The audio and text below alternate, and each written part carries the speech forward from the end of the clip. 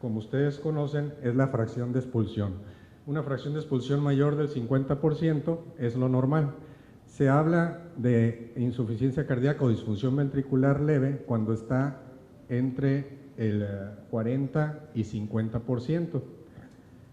Si está por abajo del 40%, se está hablando de una disfunción ventricular severa en la mayoría de los estudios, aunque algunos dicen que es el 35%. ¿Sí? Los diámetros del ventrículo izquierdo y los volumen telediastólico del ventrículo izquierdo, pues fácilmente se pueden medir por ecocardiografía y ayudan a hacer el diagnóstico de disfunción ventricular. La fracción de acortamiento que va de la mano con la fracción de expulsión, una fracción de acortamiento por debajo del 28%, empieza a haber disfunción ventricular. La medición de la distancia de la onda E al septum también se ve alterada en la disfunción ventricular y, por supuesto, la movilidad de las paredes del ventrículo izquierdo. Todo esto ahorita lo vamos a ver.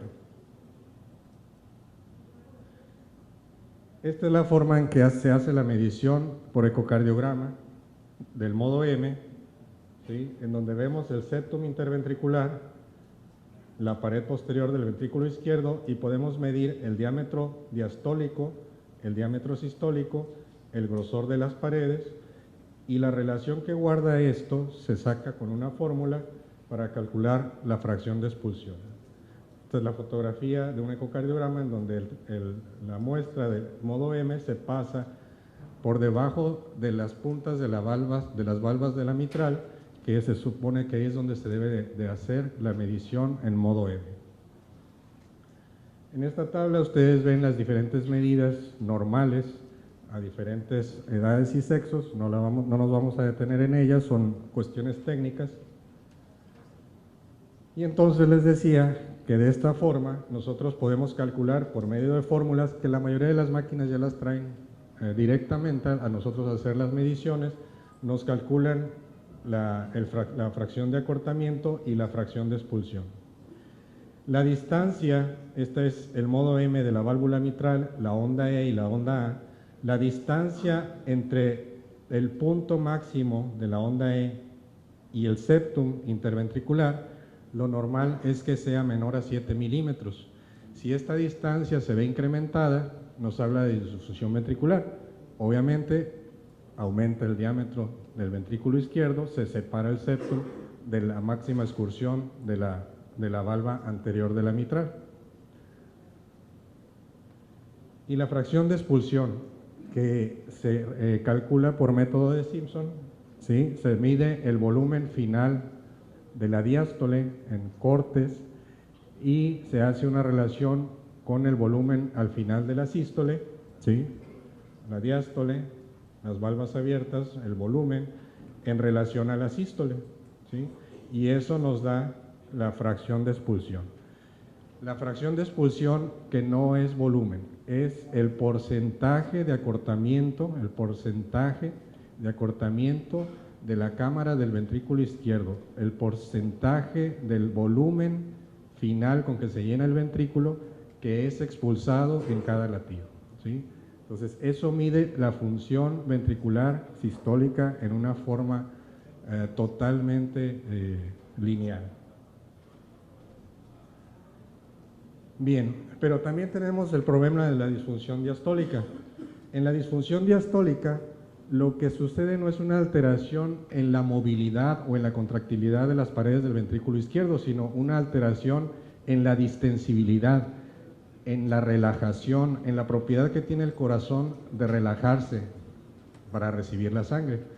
Entonces, este aumento, esta disminución en la distensibilidad del ventrículo izquierdo nos da también signos y síntomas de insuficiencia cardíaca, pero el corazón puede ser perfectamente de tamaño normal y con movilidad pues casi o normal, ¿sí? La forma que tenemos para hacer el diagnóstico es un paciente con signos y síntomas de insuficiencia cardíaca totalmente iguales a los de la falla sistólica, con un corazón de tamaño normal por radiografía de tórax, que puede tener o no hipertrofia ventricular izquierda en el electrocardiograma. Y entonces con el eco lo que vamos a medir es en el flujo Doppler transmitral el aumento de la onda A. La onda A se refiere a la velocidad con que se llena el ventrículo, el llenado rápido, la primera fase de la diástole. Cuando se abren las valvas de la mitral, cae la sangre de la aurícula al ventrículo, esa onda A es la que produce el mayor llenado del ventrículo izquierdo, ¿sí? Entonces, es la onda E, ¿ok? La onda E es de la que estamos hablando. Cuando hay disfunción diastólica, la onda A se ve invertida, o sea, el llenado primario de la aurícula al ventrículo disminuye porque el ventrículo es menos distendible y entonces la onda E disminuye y la onda A, que es la contracción de la aurícula izquierda, tiene que aumentar la fuerza de contracción para terminar el llenado del ventrículo izquierdo, ¿sí?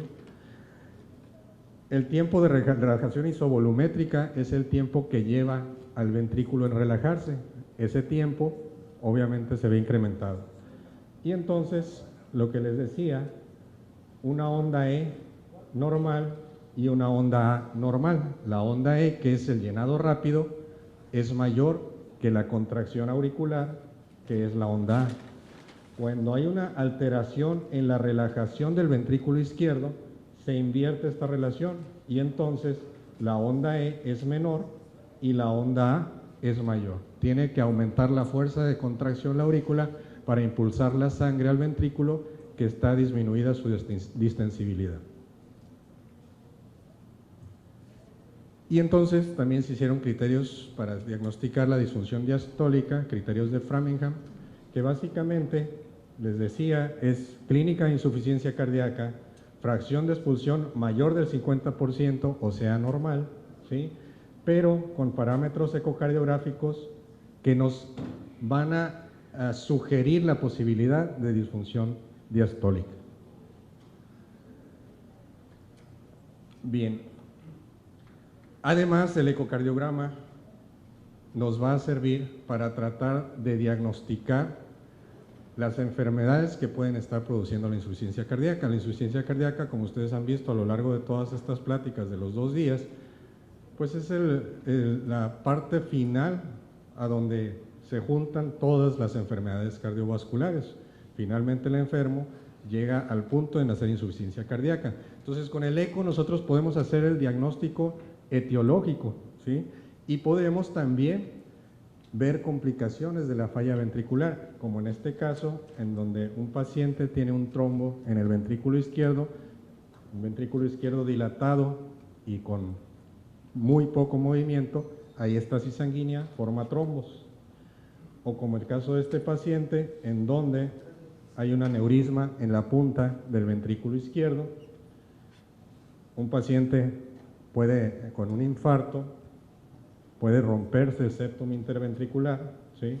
Hay una disrupción del septum interventricular provocando una CIB después del infarto, por ejemplo. O bien los pacientes con cardiopatía dilatada, en donde el ventrículo izquierdo se empieza a hacer de forma globoide, con disminución de la movilidad en forma generalizada.